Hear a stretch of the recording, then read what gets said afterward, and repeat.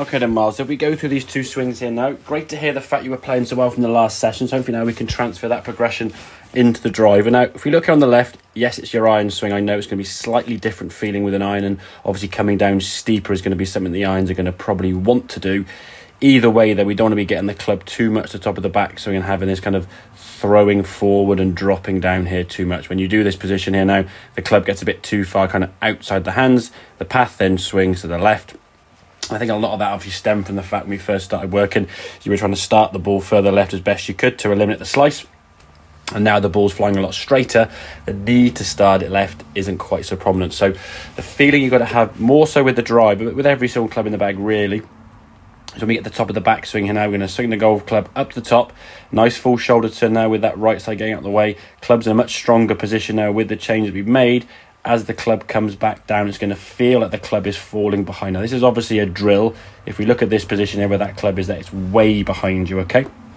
But the feeling of doing it this way and so far behind, when you add speed, that club is going to come back further in front of you anyway. So it's not as if that club is going to get stuck too far behind because your body is going to rotate. So you swing the top of that backswing, feel the arms falling as if there's almost like a dropping sensation, getting that club as far behind you as possible. The further the club is from here, the more speed we can increase. If the club would sort of go over the top from up here, if we get this top of the backswing here now and the hands don't go forward, the club then gets tipped over the top and the club is coming out to the line steep. We're going to shorten the distance from which that club can swing at the ball, which will reduce that time for that club to accelerate and speed up and obviously gain some extra yardage with that. So the feeling of dropping down here, getting that club to drop on the line, this sort of stick we have on the ground sort of representing that.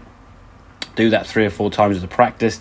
Then when we set to the goal, and this is the same in any session that we have really, once you get set to the golf ball now, your focus needs to be on this little white thing and where you want to hit that golf ball. We don't want to be thinking too much about the swing in terms of what we're trying to do with the transition, the downswing, the movement through impact. It's all happening so fast anyway. We just hope that with the practice movements and the prep work before the shot, that we sort of kind of created a bit of a rehearsal or a muscle memory of what we're trying to do. Then when the golf ball gets sort of ready to go, we just get a sort of reaction mode, swing and go. So if we look here now at the swing as we go back, same good backswing as we're getting here now.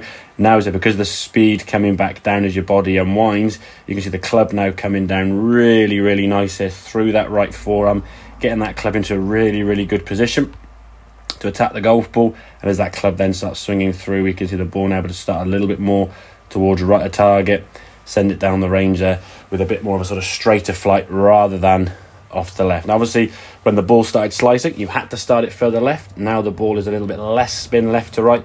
It's more of a trust element now that we can start that golf ball now this way, as opposed to sort of trying to compensate before by starting it this way, allowing for that shape. So get some practice in, working on that transition, that downswing down, get the feeling of where that club is in relation to you and obviously the golf ball, and hopefully find that ball flying a lot further and a lot straighter with the driver as well as the irons were, as you said. So hope it all makes sense. Any questions, obviously give me a shout, but I'll catch you next lesson. Cheers, buddy.